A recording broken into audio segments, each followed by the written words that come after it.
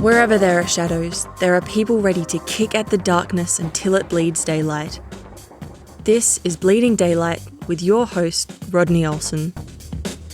Today we'll be hearing from someone who's lived on a number of continents and has a heritage drawn from several cultures. She's an author, singer, songwriter and life coach.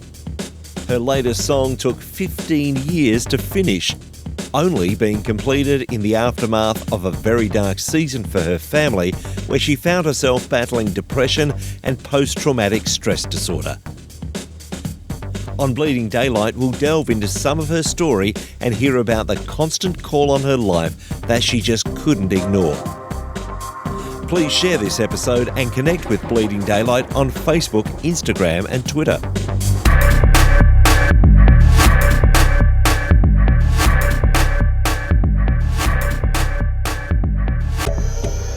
Nalini Tranquim is an artist, author and life coach.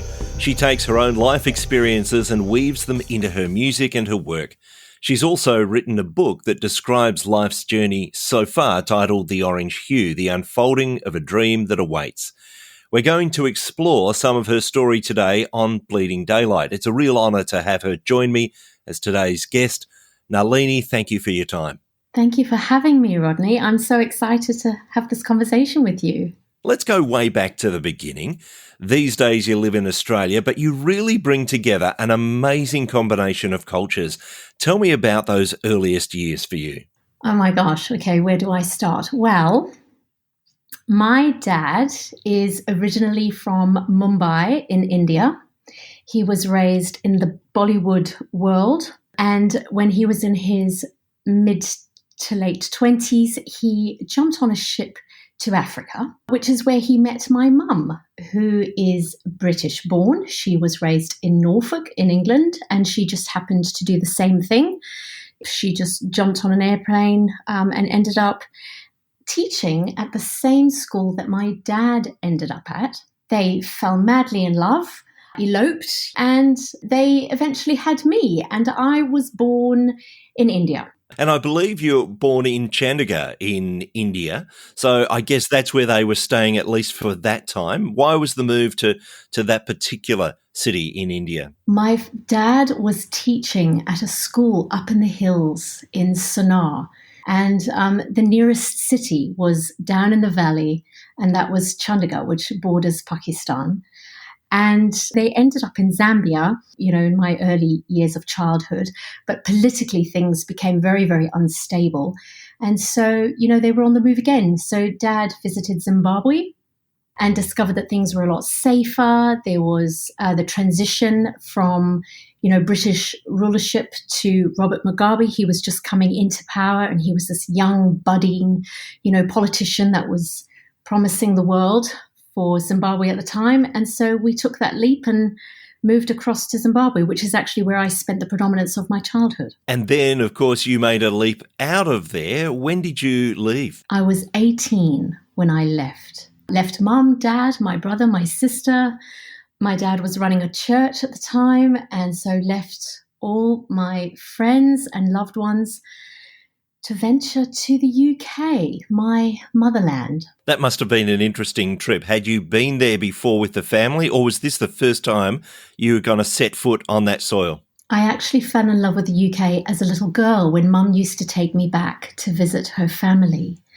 And it just had this, like Chronicles of Narnia vibe. I think it's because whenever we went, it was freezing cold. And, you'd wake up in the early hours of the morning at Granddad's house and look out the window, and it was just white, crystal white. And I just remember as a little kid thinking, this is where I'm going to be one day. And did it turn out to be as magical as you had imagined as that little girl? It did initially, and I actually talk about it in my book. I remember when it snowed for the first time after I had moved. I was waiting for my bus or the coach that was picking me up to go to work, and the snow just began to fall. I was wearing a fox fur coat and was dancing in the middle of the road, just in my element, because, being raised in Africa, you don't get to experience snow very often. And so I was in heaven. And then when the coach pulled up, the driver was rather annoyed, and I couldn't work out why he was so upset. And it was only when I was defrosting in the lovely warmth of the coach that I realized I was leaving a puddle behind. The magic of London did kind of dissipate quite abruptly, actually, within the first few months. Going back, you did mention that your father was running a church when you left. So what was the faith story there for your parents? Had they been Christians all along? What was their story? My dad was raised Hindu. So his whole childhood was Hinduism. He then moves to Africa, falls in love with this British woman who was of the understanding that, well, I'm British, therefore I'm Christian. But they were on this faith journey of seeking out. I think they just knew that there was so much more to life than just the physical. And they met this young American missionary couple while they were out in Zambia, who Mum describes as would just treat God as if he was part of the family, like he was there all the time. You know, they'd be sitting down at the table to have dinner and Kathy would just say a quick prayer and thank the Lord for the food. And just the way that they referenced Jesus and their faith in God, I think it really tantalized Mum's senses to want to seek it out more. And it was only when they left and moved across to Zimbabwe and experienced loneliness for the first time since being in Africa, you know, because they were starting again on their own with 2 little children, that Mum, in desperation, went for a walk one day and happened across a little Baptist church where she could hear singing coming from inside. And she snuck her head in and she said she was so overwhelmed because it was the choir practicing Handel's Messiah for a performance that they were going to be putting on. And it took her right back to when she was a little girl and her grandma used to take her to church. And she said she just had this overwhelming sense of, I've come back home. She said it was the weirdest thing. She then ended up converting to Christianity. Like she actually gave her life to the Lord. And then both Mum and Dad ended up in the worst couple of years in their marriage because now all Mum wanted to do was seek after more of this God. And my dad didn't know who this person was. You know, for him, he was like, well, where's my partying, adventurous freak of a wife, you know, who used to drink and smoke and swear like a trooper? She just literally like switched overnight and he couldn't handle it. So he ended up at a crossroads. And I remember he tells this story. He says he woke up this one morning and he knew it was either make or break for their future. That either something's got to change with him because she had evidently changed, or this was not going to work.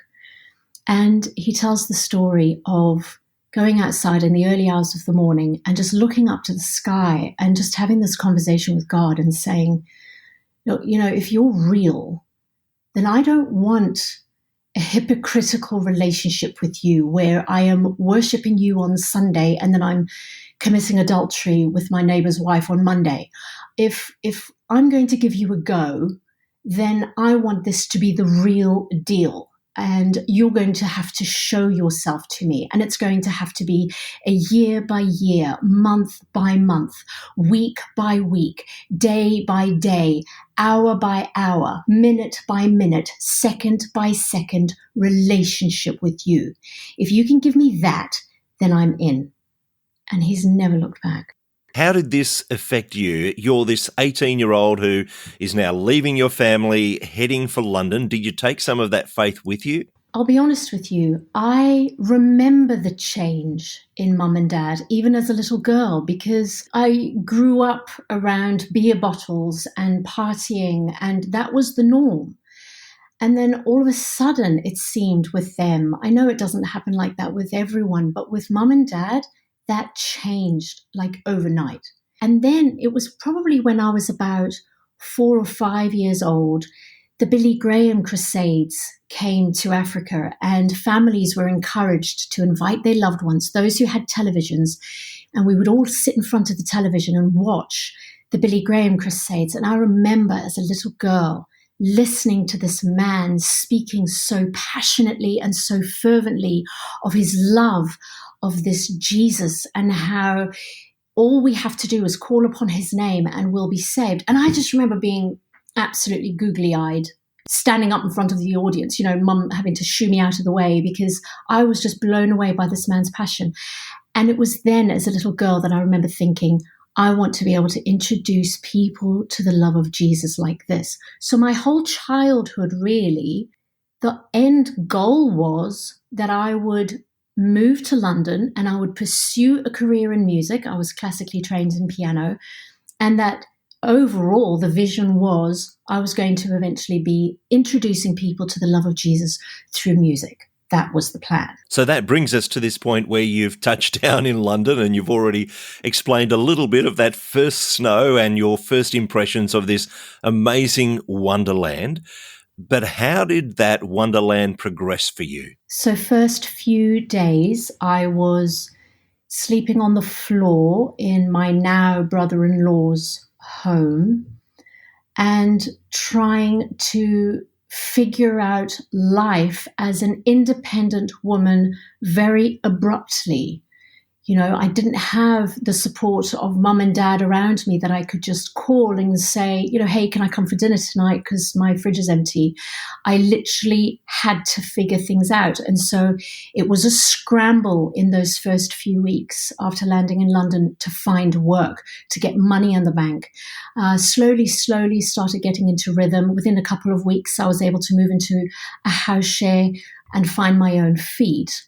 But it was within the first few months, probably 3 or 4 months, as I was getting into stride and slowly reaching out to producers and agents and managers and, doing auditions and getting into that groove to pursue this career in music that I had arrived there for, realized that my health wasn't as it should be. And within 4 months, I found myself sitting with a doctor, young Indian gentleman. He had eyes like dad's, which were very reassuring, asking me, do you have someone who can be with you at this time before I share with you what's actually going on with your body?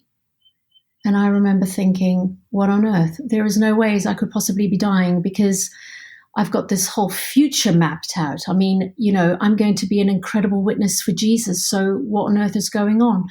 Lo and behold, I was pregnant with my boyfriend's baby. He wasn't sure of the dates. He reckoned I was probably about 7 months gone. And it just threw me. I said, there is just no possible way. We messed around maybe once or twice, but it wasn't anything serious and there's just no ways. And he said, no, you are pregnant. And so I'm sitting there thinking, wow, that's it. That's it. This dream, this vision, this plan for my life that I have been gearing towards for the past 18 years is gone. It's never going to happen. And this boyfriend was back in Zimbabwe? He was in the UK. He'd arrived in the UK a couple of months prior to join me for Christmas. The plan was he was going to come and spend Christmas with me and then he was going to go back. I left the clinic that night and called him, and he was actually coming to meet me, so it was great timing. And we just stood in the streets of West London and bawled our eyes out because we just had no idea that our actions from prior had actually followed us to the here and now. There we were, 2 kids. I mean, I was 18, he was 19, 20, being told that you're going to be parents when that was not part of the plan. So the plan is laying in tatters. What comes next? You're already 7 months into this pregnancy. How did things progress from there? Well, I can tell you now, it started off with dealing with immense shame. Incredible guilt. I'm a pastor's daughter, for goodness sake. My dad is running a church in Africa filled with precious people that he loves and is nurturing, and his own daughter is messing around behind his back. She's not married, and now she's pregnant. And this dream that she's had that was very public back in Zimbabwe, this pastor's daughter goes to become the next best thing in music. Well, it's all fallen flat. So I can only describe to you the guilt and shame in that moment was so overpowering. It felt like there is no redemption for this. Like, how on earth are we going to fix this? We had to fast track. And after Sandra and I, my now hubby, sat down and talked about it, it was evident that we were madly in love. Sure, this was not what we had planned, but why not at least make sure that this little one is born within wedlock? Why not let's just get married and let's do things the right way? So that brought a sense of relief that, okay, at least we're in this together. He's not just going to disappear back to Africa and leave me on my own now to fend for myself. We were in this together. I'm wondering about that conversation with your parents. You're saying you're feeling that shame, especially because of your parents and them running a church. How did that conversation go with them? The first people that we shared with was actually my aunt, my mum's sister, and her husband, Auntie Ruth and Uncle Richard. Just the most beautiful couple. So we'd just heard the news. I think it was a Thursday. I remember Fridays just having this sense of, I've got to talk to somebody, but I don't know who. Can't talk to mum right now because I've no idea how I'm supposed to tell her this. So I called her sister, phoned Auntie Ruth, asked, is there any possibility we can come over for the weekend? Of course, she says. Jump on the next train after work on Friday and we'll pick you up from the station. So that's what we did. We arrived at theirs on Friday night, couldn't say a word. All day Saturday, I'm churning. Sandra and I go for walks. We're trying to articulate in our mind's eye, what are we going to say? How are we going to say it? What do you think their response is going to be? It was just, I could just feel my stomach in my throat. And it was only Saturday night, when Sandra says to me, listen, we've got to go back to London tomorrow. You're going to have to talk to her. And after dinner, I eventually mustered up the courage. And while we were in the kitchen doing the dishes, I just said to her, Auntie Ruth, I really need to have a conversation with you. And so she sits me down on my bed and I said to her, look, I know this is unexpected and I've got all these plans, but I just need to share something with you. Sandra and I are going to have a baby. And I actually closed my eyes because I saw her hand lift up. And I don't know why, but I thought she was going to slap me across the face. But in actuality, she was just so elated with the news. She was actually flinging her arms around me to give me this almighty cuddle. And I just bawled. I broke down and I said to her, I don't know what I expected. I think I just thought you would be so disappointed with me for being pregnant and not being married. And I've just been so guilt-ridden. But how am I going to tell Mum? And she was just the best person for me in that moment. She said, right, tomorrow morning, you're going to call Mum. You're going to be very matter of fact. You're not going to allow the conversation to linger on because that's just going to be too painful for both of you. So just give her the brutal facts and then tell her you're going to call her from London when you arrive there in the evening. So next morning, that's exactly what we did. Mum and Dad, of course, at the time were at church when I called. And so the gentleman who picked up the phone ran into the church service to call Mum, which only made it worse for me because I knew they were right in the middle of the service. Worst possible timing. I could tell by her voice that she knew something was wrong because I don't call her at church every day. So immediately she picks up, hi, Poppy. She used to say that whenever she knew something wasn't right. I just went on to say, hi, Mum. We're at Auntie Ruth and Uncle Richard's. Everything's okay. I just have to say something to you, and then I'm going to hang up, and I'll call you back from London this evening. And she goes, okay. And then I just proceeded to say, Sandra and I are going to have a baby. I know this is going to come as a shock to you, but like I say, I'm just going to leave you with that fact now, and I will call you back this evening. And I literally hung up. That must have been incredibly hard to just leave that there, knowing that you're going to continue the conversation a little later. How did that conversation go when you did get back to London? Oh, it was hell. She was so quiet. Dad was at the evening service. She said she had told Dad pretty soon after they had gotten home after the morning service, and he just locked himself away in his office and hadn't come out all day. And then he just very quietly left for the evening service and hadn't said anything. My heart, I was so devastated that I had hurt him this way. I was just so mortified. He was the love of my life for the first 18 years of my life. And I had just completely destroyed him in a way. So the following weeks were hell because he couldn't talk to me. He didn't know how to talk to me. The ripple effect was just devastating. It was absolutely horrific. So when did this difficult time turn into joy? It probably would have been the day that he was born, which was just a few months later, and holding this little one in my arms for the first time and just seeing the love of my life in love with his son. That just, I don't know. I think if anything, I got a glimpse of the father's love for his children. I don't think you fully understand a parent's love until you are a parent for yourself. It was probably in that moment that I realized if I can love this child so much, have so much love for this little human that I've only just met, how much more my Heavenly Father loves me, surely there is healing from this. You mentioned that you wanted to be married for the sake of this child. When did that marriage occur?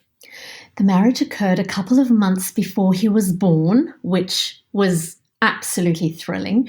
That too did not look quite like what we had expected. You know, my idea was we were going to find a little church local to where we were living, and we would, walk down the aisle together and get married in church. That was my heart's desire. We unfortunately were rejected by the church, and that came as a devastating blow for me. We would sit with minister after minister and we would pour our heart out and share with them that yes, we're in sin, but we want to put things right before God and before man, so please won't you marry us? And the response that we got was, if we marry you, we are condoning your actions. Now, come the third rejection, it felt as though it was God himself rejecting me. So I had to go on a journey on that front, even in terms of the church. I had grown up in the church. My dad had converted from Hinduism to Christianity. I'd watched the Billy Graham crusades as a kid, talking about the endless love of God, and only ever knew the love of God as a child, to then very dramatically, after leaving home, be awakened to a brutal truth, according to man, that maybe his love isn't as ending as we suppose. Oh, it knocked the wind out of my sails. I mean, after little one was born, and I say we married, and we did, we ended up getting married in a registrar office because we wanted to be married when this little one was born. And I'm so glad that we did. But it took me years to get to that place where I realized that God's love is unending. There is nothing that we can do that is beyond his redemption. However, we live in a fallen world, and sometimes even those who are placed in positions of authority and leadership within the church can actually misrepresent God's love and his forgiveness. We see a very different picture in the scripture of Jesus, who does meet with sinners, with people who have done the wrong thing, and is calling them back to something bigger. So when did you actually come to terms with that for yourself? You say you went on this search and you found that there is this God of endless love. How did you manage to reconcile that? Look, it would have been probably when our firstborn was about 3 years of age that we stepped foot in church for the first time after being rejected by the church when we wanted to marry.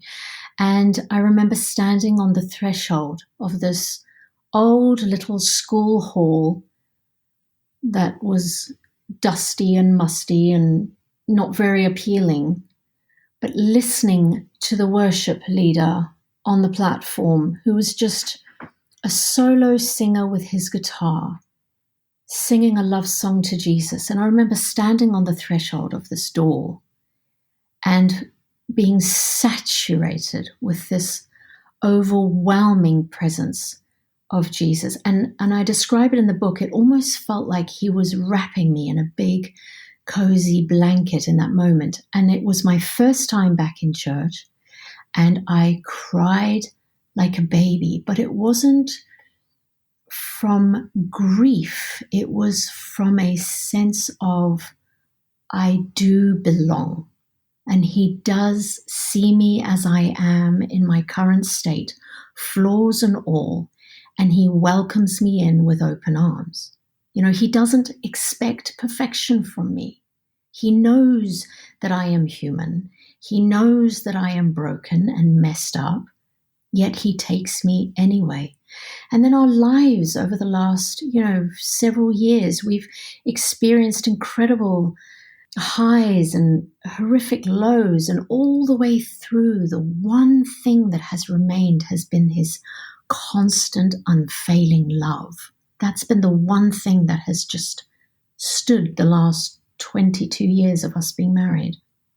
It does seem that moment with that worship leader experiencing someone with a deep relationship with Jesus very much mirrors your mother's experience with those American missionaries, where they encountered people that knew Jesus. Yeah. Have you ever reflected on that it's actually when we come into contact with people who know and have a relationship with Jesus that we're drawn closer to him? Oh, that is so true. And I think one thing that I've realized of late is that just because the scape of the earth is as it is, right, where we're having to be very cautious about what we say and how we say it, and we don't want to offend this group and that group, the best thing we can do is reflect the love of God to our world. That is the best thing we can do, because God's love is unending.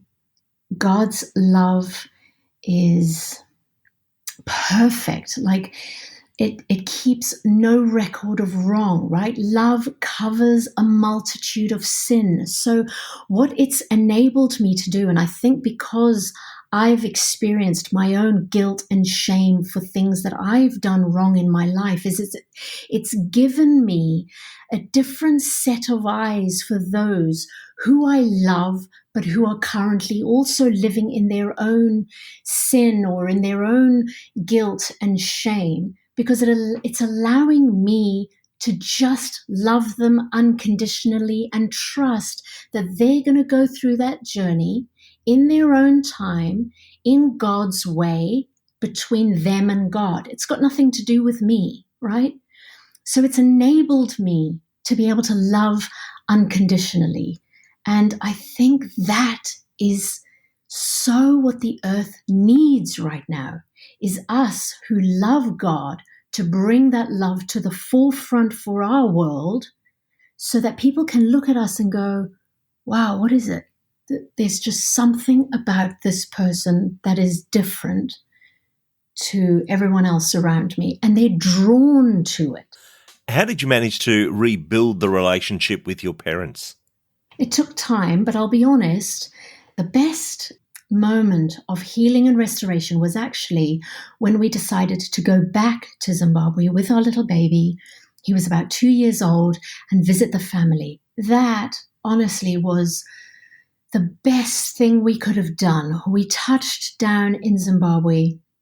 The minute Mum and Dad saw this little bundle and got to see him face to face and hold him, it's like all the rules and regulations that I think religion can sometimes impose on us just dissipated. And there was just this love for him.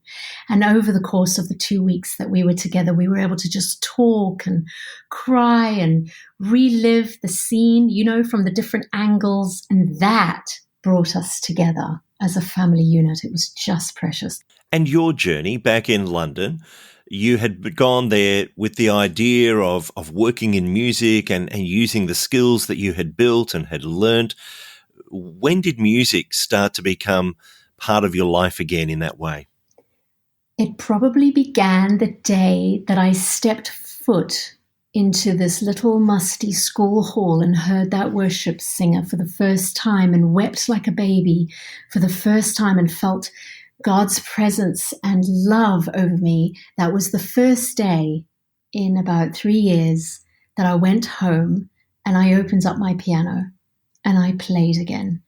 And throughout the course of, the weeks and the months, I continued to play and we continued to attend this church and get stronger again in our faith. And I got stronger on the piano again because it had been years since I had played. And it was such a beautiful season of healing and restoration. And for the first time, I had this glimmer of hope that, wow, maybe it wasn't a dream lost. Maybe it's just a question of timing, and that there's obviously a journey that needs to be traveled before this dream and this vision of mine to be able to be used by God to share his love through music and spoken word comes to fruition.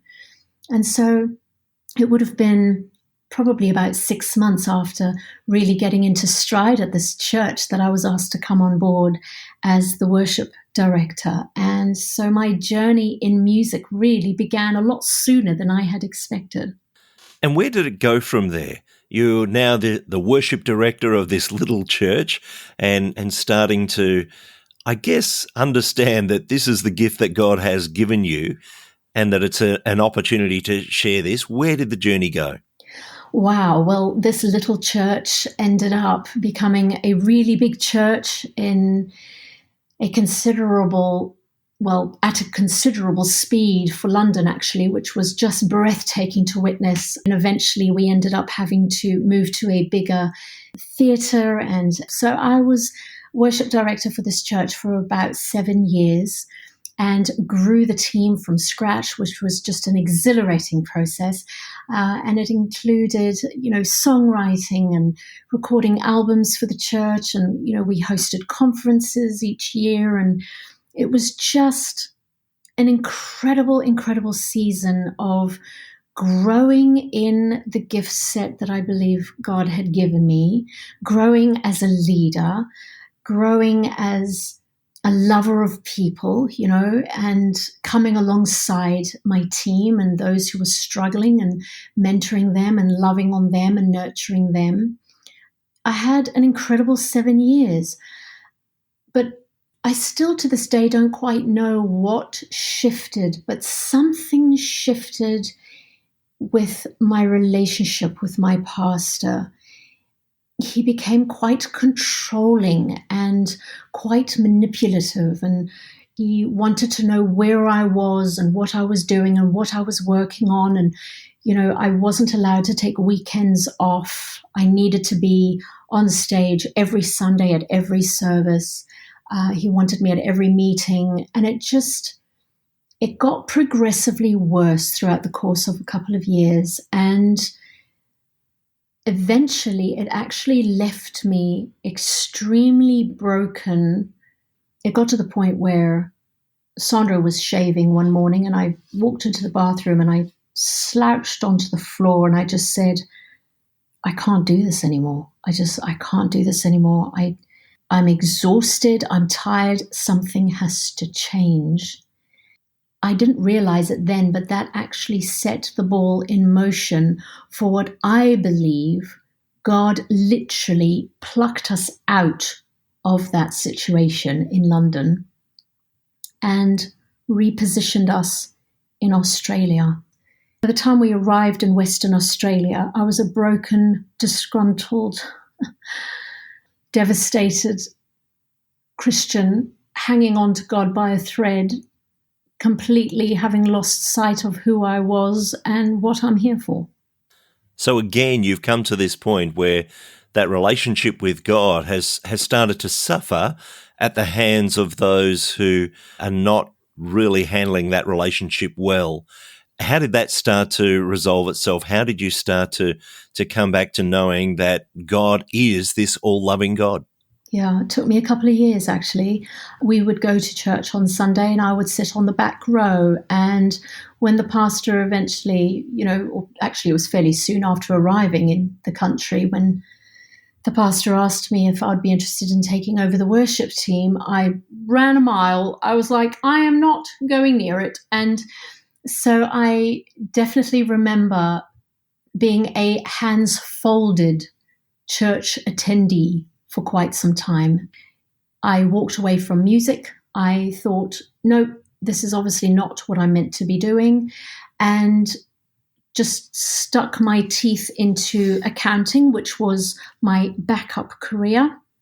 And it was this one afternoon, I was sat in my office doing somebody's tax return or superannuation fund, can't remember. I looked out the window and I thought, oh my goodness, I am going to die at a very young age if this is all my life is for. And it was with that realization that I went home that night and I found myself on my knees before God, and I was like, you have got to do something, because I cannot live my life, without fulfilling what it is that you've put in my heart. And I still believe deep down that it's music and that it's meant to be about sharing your love with the world. But how am I going to do that? I am so broken. I don't even know who I am. And that's when I woke up the next morning with the song, Come as you are, come as you are, lay your gifts at my feet and let me show you who you are. And so I quit my job. I quit my job and I took a year out to hone in on my craft as an artist. I started teaching piano and voice, and then had the joy and the privilege of producing the Today Tomorrow album with a team in Nashville. Got back to Western Australia after having recorded that and thought, yes, okay, it was music all along. This is what I'm supposed to be doing. Okay, I'm just not meant to be working for the church. That's fine. I'm figuring this out. Okay, Lord, this is what you want me to do. I'm going to get stuck in, boots and all. No holding back. And so you're drawn back to that very first vision that you had as a little girl, that you're going to be using music to draw people to the love of Jesus. 100%. And it was exhilarating. We were in post-production stage, so we were working on this album with the team in Nashville remotely and listening to the tracks as they developed them and building ideas and dreams in our mind that, okay, let's do an Australia tour and then let's take this out worldwide. And how did that plan go? Well, we are in the thick of this, of dreaming and planning and finalizing this album, when our youngest son suddenly, out of nowhere, falls severely ill. And our life was just turned upside down. You won't believe this, but we actually ended up packing our lives into a friend's sea container, dumped it on his farm, and relocated to Los Angeles for 6 months because our son needed treatment for this horrific illness that he was diagnosed with. And I had to pack away the music dream all over again. And I just had to focus on being a mum to my boy. Your plans just keep getting interrupted, but you keep getting called back to what God is wanting to do in your life. Are you starting to see him weaving a story through all this? Oh, absolutely. And it's the most beautiful tapestry than I could have ever imagined. And I say this not to boast. I say this because I know that there are people listening and you're thinking, oh my gosh, that's me. Just as I start to see the momentum build, it suddenly crash lands, and then I have to pick up again, and then it crash lands. And you find yourself sometimes getting to the point where you're just like, well, why bother? Why am I even attempting to do this? Let me just settle for a 9 to 5 and be done with it. Yeah, but you know what? When it's a call of God on your life, it's not going to go away. For as long as you have breath, there is this soft beckoning on the inside of you to just get up again. And I keep having this picture: dust off the dirt from your knees and get back up. That's how it's been my whole life. Dust off the dirt from your knees and get back up. He is demanding endurance, resilience, tenacity, because if we quit, then what about the lives that we are supposed to be impacting in a year, 2 years, 3 years, 10 years from now? What happens to them? And that's the thing with trial and with struggle, is it shifts your focus to insular, to internal, to I, me, and myself. But if we can just shift our gaze back outward to those out there in the world who are in such desperate need of a savior, I don't know, it makes the get up that much easier. And you keep returning to music. You keep being able to use music to draw people to Jesus. And you are using all the experiences that you've had and many others that we haven't touched on to actually be a life coach and to speak words of life into others' lives.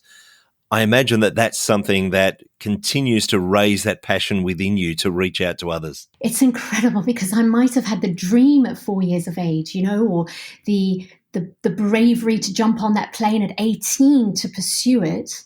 But I didn't have the journey traveled at that point in order to be able to speak into people's lives, in order to be able to thread the lyrics of songs that I now form that carry such a depth to them that I wouldn't have had I not have had to go through the fire beforehand. And do you find that that's what people are connecting to?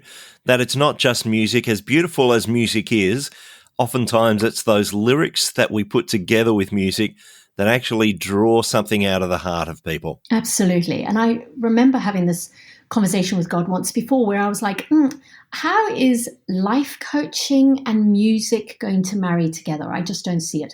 Life coaching and book writing, sure, but where does the music fit? And it's just so incredible. I can see the way that he's somehow marrying the three together, because I find sometimes at the end of a session with a client, I'll be able to just send them a little song that I've written that is just so relevant to where they are right now, and a little word of encouragement: darling, thinking about you today, just listen to this song and just let the words wash over you. It's crazy to see how God is like weaving all the trauma and the crap, from from the seasons traveled, how he's interweaving all of that into storytelling and being able to edify and build people up and encourage them in their own journeys, not only through coaching, but through song and storytelling as well. I'm just like, thank you, Jesus. Thank you that I didn't quit, because I would have been missing out on all of this. So fast forward now, what does life look like for you right now? Life for me right now is pretty amazing. It's actually the life that I had dreamt of when I was a little girl. It's taken a different form. In fact, it's fuller than I had expected. I think my dream was I would be traveling the world and singing on a stage, and that would pretty much be it. But it's now very much coaching, which is an integral part of what I do, connecting with people one-on-one, podcasting and spending time with people like you, Rodney. I get to continue with my songwriting. We've just released Your Love, which has blown my expectations through the water. It's exhilarating. I'm working on my second book at the moment, and this is literally, I know in my heart, this is what I'm meant to be doing. And it's required me to bring the stories, the struggles and the triumphs along the way to be able to inject into people's lives. And I love it. If people are wanting to learn more about your story, to read that book, The Orange Hue, or to listen to some of the beautiful music that you've produced over time, where's the best place for people to be able to find you? So certainly on my website, so nalinitranquim.com. My music's also available on iTunes, Spotify, all major online platforms as well. The Your Love music video is on YouTube, and I know it will touch your heart. I know it will. And know that it has been written from a very tedious season, as that seems to be my journey. So I have also written the story behind the song, which can be found on my website, in my journal. And I will put links to all those places on the show notes at bleedingdaylight.net. But Nalini, it has been a delight to speak to you, to hear just a glimpse of your story. I'm sure that people will want to be filled in on all the details and grab that book. But thank you so much for spending time with us today on Bleeding Daylight. Thank you, Rodney. Thank you for listening to Bleeding Daylight. Please help us to shine more light into the darkness by sharing this episode with others. For further details and more episodes, please visit bleedingdaylight.net.